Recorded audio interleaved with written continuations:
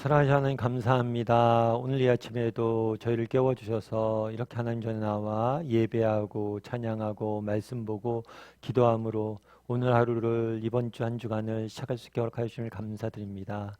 정말 오늘 하루 이렇게 하나님과 동행함을 시작하오니 하나님께서 정말 온종일 정말 이번 한 주간 내내 우리를 지키시고 인도하시고 보호하여 주시옵소서. 정말 우리는 단 한순간도 단 하루도 하나님이 주시는 은혜 없이는 살 수 없는 존재임을 고백하오니 정말 은혜를 간구하오니 하나님 베풀 만한 자비와 은혜를 베풀어 주시고 그 은혜를 힘입어 그 은혜로 이 험한 세상에서 살아갈 수 있는 우리 모두가 될 수 있도록 주께서 붙잡아 주시옵소서. 오늘도 주님께서 우리와 함께 할 줄 믿사오며 모든 말씀 예수님의 이름으로 기도드리옵나이다. 아멘. 아침 묵상에 오신 여러분들 환영합니다. 또 한 주간의 시작인데요.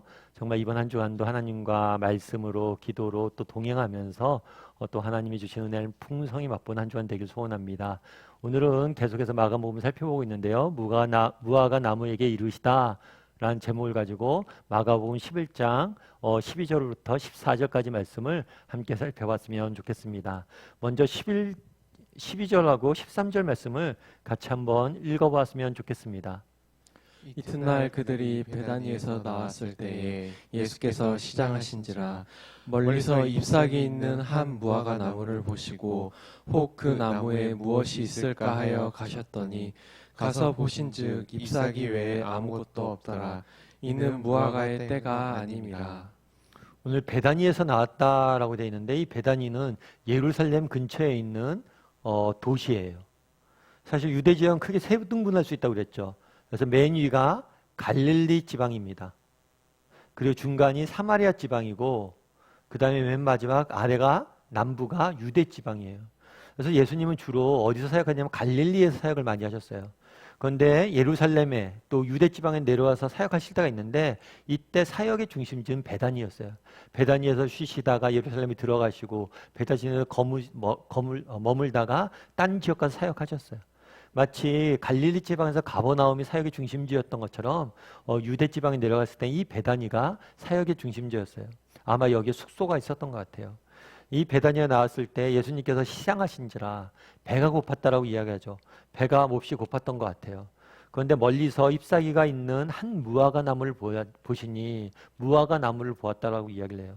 이 무화과 나무는 보통 나무이기도 하지만 이스라엘 민족을 상징하는 나무이기도 해요. 그래서 보통 무화과 나무 하면 이스라엘 민족을 상징한다라고 많이 이야기합니다.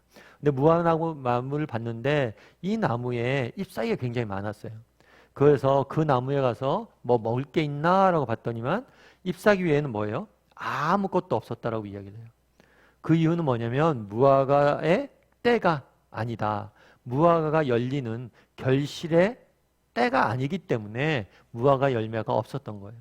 그래서 이제 먹지 못하셨던 거죠. 그런데 이게 그 다음이 반응이 조금 특이합니다. 반응이 어떻게 되냐면 무화과 나무에 열매가 없었잖아요. 그러자 예수님이 이런 반응을 보이세요. 14절 말씀 같이 한번 읽어볼까요? 같이 읽도록 하겠습니다. 예수께서 나무에게 말씀하여 이르시되 이제부터 영원토록 사람이 내게서 열매를 따먹지 못하리라 하시니 제자들이 이를 듣더라. 사실 오늘 말씀은 굉장히 이상해요. 왜냐하면 다소 어떤 면에서는 폭력적이에요. 굉장히 저주를 말씀하신 거죠. 근데 이상하지 않아요? 나무에 먹을 게 없어요. 특별히 무화과 때가 아니래요. 열매가 열릴 시기 아니래요. 그런데 열매가 없어요. 그렇다고 이렇게 나무가 평생, 게다가 뭐라고 그래요? 영원토록 따먹지 못할 것이다. 열매를 따먹지 못할 것이다. 이거 저주를 하신 거죠. 사실 평소에 예수님의 모습, 사랑의 예수님의 모습과는 거리가 있습니다. 그렇다면 그날에 왜 이런 말씀을 하셨을까요? 이걸 통해서 주고자 했던 메시지는 뭘까요? 이걸 우리가 알기 위해서는 먼저 무화과 나무의 특성을 알아야 됩니다. 앞서 얘기했던 것처럼 무화과 나무는 전통적으로 이스라엘 백성을 상징을 해요. 근데 무화과 나무는 보통 어떻게 되냐면 3월에 싹이 난다고 그래요. 싹이. 그러니까 나무 사이에 싹이 열리는 거예요. 싹이. 그 다음에 4월에 되면 잎사귀가 열려요. 그러니까 잎사귀가 열리면 그 사이에 싹이 있는 거죠. 그리고 5월에 이 싹이 떨어지면서 열매가 열립니다. 그래서 무화과 나무는 평소에 한 1년에 두세 번씩 열매가 열려요. 그런데 이 싹, 사문에 나는 싹은 뭐냐면 열매로서의 가치는 없어요. 이게 상품 가치는 없어요. 상품 가치는 없어요. 그런데 이 싹은 먹을 수는 있어요. 그래서 지나가는 행인이나 지나가는 나그네가 배가 고팠을 때 이 무화과 나무에 있는, 내 무화과 나무가 아니라 그래도 일반적으로 있는 무화과 나무에 있는 이 싹을 먹을 수가 있는 거예요. 그런데 문제는 뭐냐면 이 나무는 잎사귀는 풍성한데 뭐가 없었던 거예요? 이 싹이 전혀 없었던 거예요. 다르게 표현하면 이 싹이 열려야지만 뭐가 열려요? 열매가 열리는데 잎사귀는 풍성한데 열매가 없는 거예요. 열매가 안 열려 있는 거예요. 열매가 맺을 기력이 없는 거예요. 그래서 이 무화과 나무를 저주를 한 거죠. 그런데 우리가 기억해야 될 게 있어요. 뭐라고 기억하면 좋으냐면 이거는 무화과 나무의 문제가 아닙니다. 이거는 일종의 실물 교육이에요. 예수님께서는 실제로 물건들 가지고 실제로 사물들을 가지고 제자들에게 교육하는 기회를 삼으셨죠.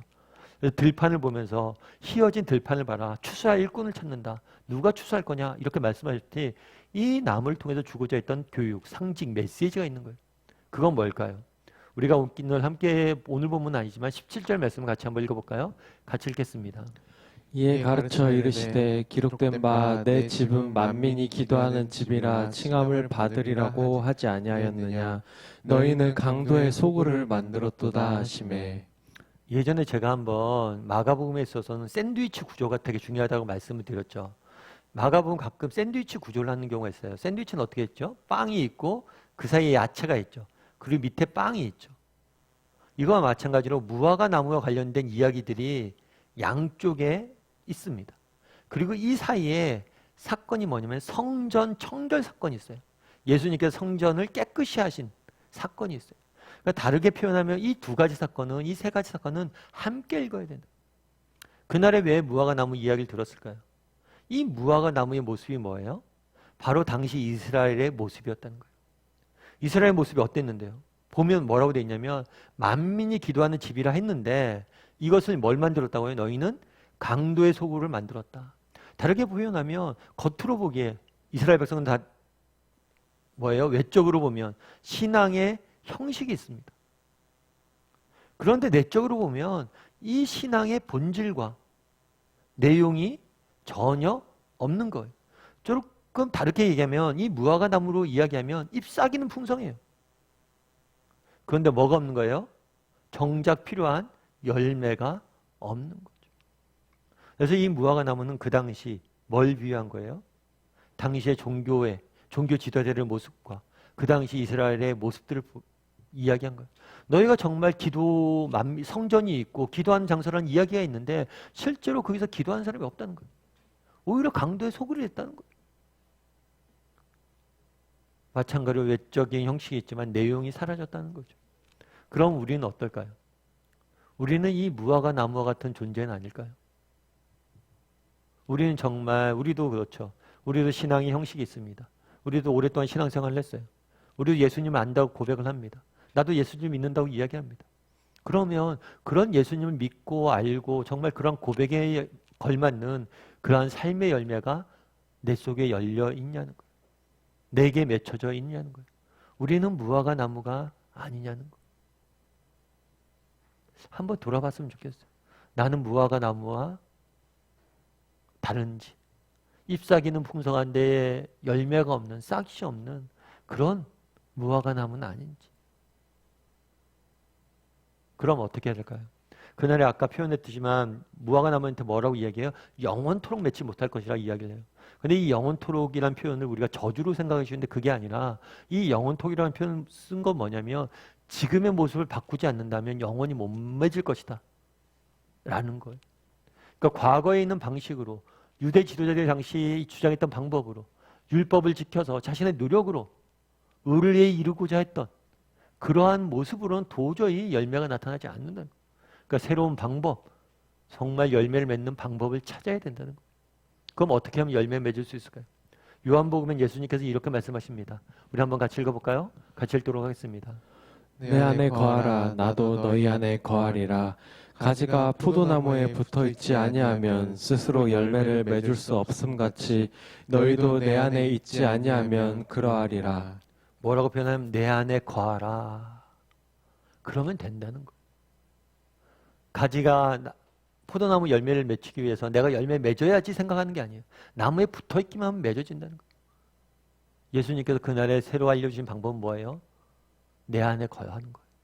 정말 우리가 정말 무화과 나무 같은 모습이 우리에겐 없는지 돌아봐야 됩니다.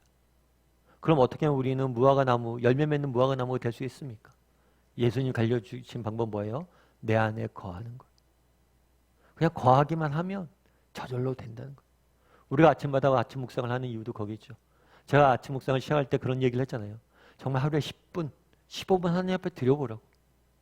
그럼 그 시간이 우리 인생을 바꿀 거라고. 어떻게 바꿀지는 저도 몰라요. 하지만 분명한 사실은 우리가 하나님께 드릴 때, 하나님과 가까이 할 때 하나님이 우리를 바꾸신다는 거예요. 그런데 우리의 진정한 문제는 뭐예요? 예수님 안에 거하는 것. 지 못하는 거예요. 그 예수님 앞에 더 가까이 나가지 못하는 거예요. 더 가까이 나가야 된다는 거예요. 옛날에 한번 그런 적이 있었대요. 영국 왕실에 뭐 왕궁에 보면 영국 왕궁에 보면 여러 가지 나무들이 있겠죠. 근데 그 중에 하나 포도나무가 하나 있었대요. 근데 이 포도나무가 놀랍게도 한 포도나무에서 2,000송이 이상의 포도가 열렸대. 그래갖고 왕실에서는 경사가 났다라고 이야기를 했대. 근데 나중에 이 나무가 어떻게 이렇게 포도나무가 열매를 많이 맺었나 봤더니만 이 나무 뿌리가 뻗어져 있는데 어디까지 뻗어져 있냐면 수백 미터 떨어져 있는 템즈강까지 이 나무 뿌리가 뻗어져 있었대. 그러면서 이 뿌리가 거기까지 뻗어져 있었기 때문에 열매가 맺었다는 거예요. 영적인 원리도 똑같은 거예요. 정말 우리도 이런 열심이 있는가? 정말 템즈강까지 정말 그 뿌리를 뻗어가는 나무에 열심이 있는가? 우리도 예수님 앞에 가까이 나가려고 하는 열심들이 있는가? 여러분 드라마 같은 거 좋아하면 어떡합니까? 예고편 보고 재방송 보고 또 계속해서 다시 보기 보고 리뷰 보고 그러잖아요. 정말 마찬가지로 정말 우리가 하나님 앞에 더 열심을 가지고 더 가까이 가고 더 붙어 있으려고 노력하는 것. 그랬을 때 정말 하나님이 열매가 맺어진다는 것. 오늘 본문 말씀 통해서 우리 두 가지 한번 묵상해 봤으면 좋겠어요. 나는 무화과 나무와 같은 사람은 아닌지 묵상해 보시고 또 한 가지 나는 얼마나 열심을 내고 있는지.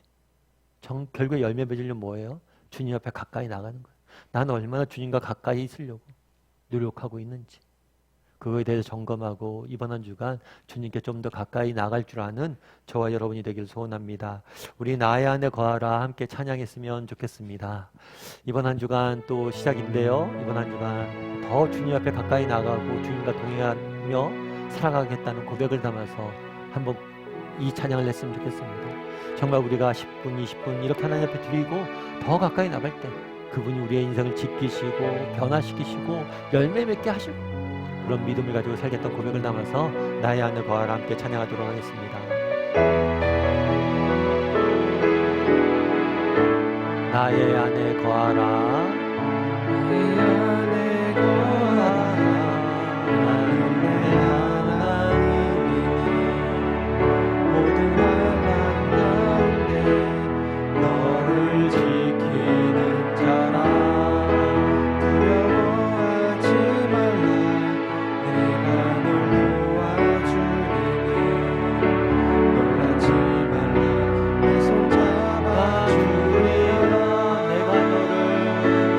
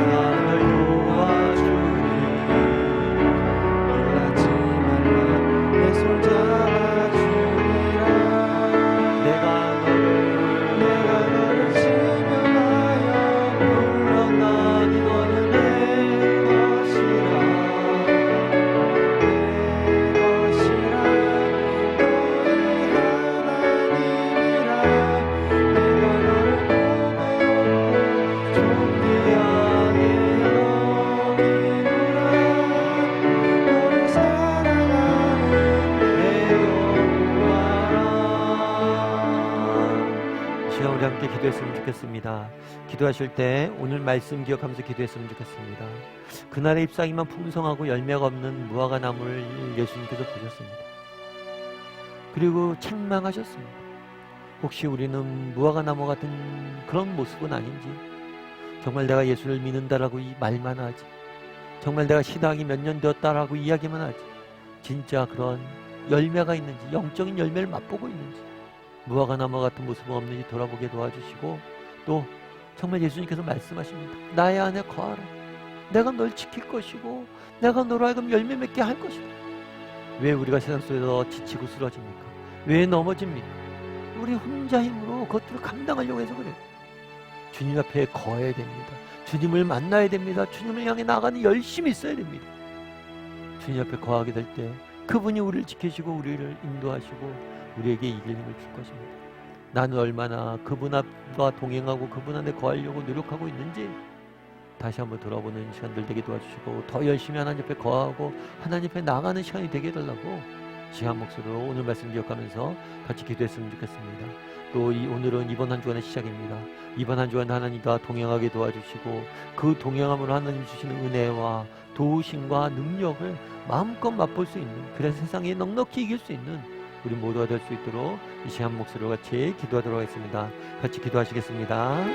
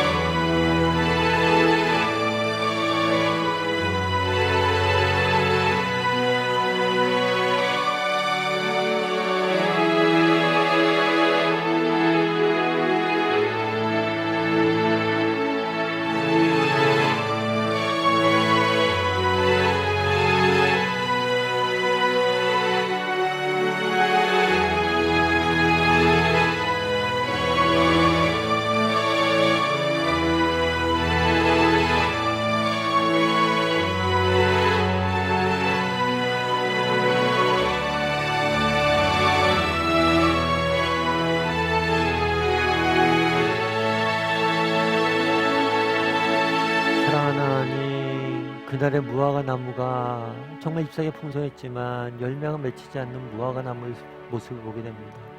혹시라도 우리에게는 그런 모습이 없는지 돌아보게 도와주시옵소서. 내가 정말 이러저러한 직분을 받았는데, 내가 예수 믿은 지 몇 년이 됐는데 과연 그에 걸맞는 열매가 내 삶에 나타나고 있습니까? 하나님, 우리에게 정말 우리의 신앙에 걸맞는 열매가 나타날 수 있도록 주께서 붙잡아 주시옵소서. 무엇보다도 이를 위해서는 주님 안에 거해야 되겠습니다. 이제 혼자 힘으로 안 됩니다. 우리는 할 수 있습니다. 왜냐하면 주님이 도우실 것이기 때문입니다. 문제는 우리가 얼마나 주님을 의지하고 주님을 바라고 주님께 가까이 나가냐. 하나님, 내가 좀 더 하나님 앞에 가까이 나가게 도와주시옵소서. 정말 날마다 주님 앞에 조금 더 가까이 나가게 도와주시옵소서. 그래서 이를 통해서 주님이 주시는 은혜와 능력으로 정말 많은 삶의 열매 맺고 있을 수 있는 우리 모두가 될 수 있도록 주여 붙잡아 주시옵소서. 아버지, 이번 한 주간의 시작입니다. 하나님이 지켜주셔야 되겠습니다. 하나님이 동행해 주셔야 되겠습니다. 하나님이 함께하여 주셔야 되겠습니다. 그래서 저희의 삶 가운데 많은 열매를 맛보는 이번 한 주간 될 수 있도록 주여 붙잡아 주시옵소서. 은혜 감사드리며 모든 말씀 예수님의 이름으로 기도드리옵나이다. 하늘에 계신 우리 아버지여, 이름이 거룩함을 받으시며 나라의 없으며 뜻이 하늘에서 이룬 것 같이 땅에서도 이루어지이다. 오늘날 우리에게 위한 양식을 주옵시고, 우리가 우리에게 죄진 자를 사하는 것 같이 우리의 죄를 사하여 주옵시고, 우리를 시험에 들게 하지 마옵시고 다만 악에서 구하옵소서. 대개 나라와 권세 영광이 아버지께 영원히 싸움나이다. 아멘.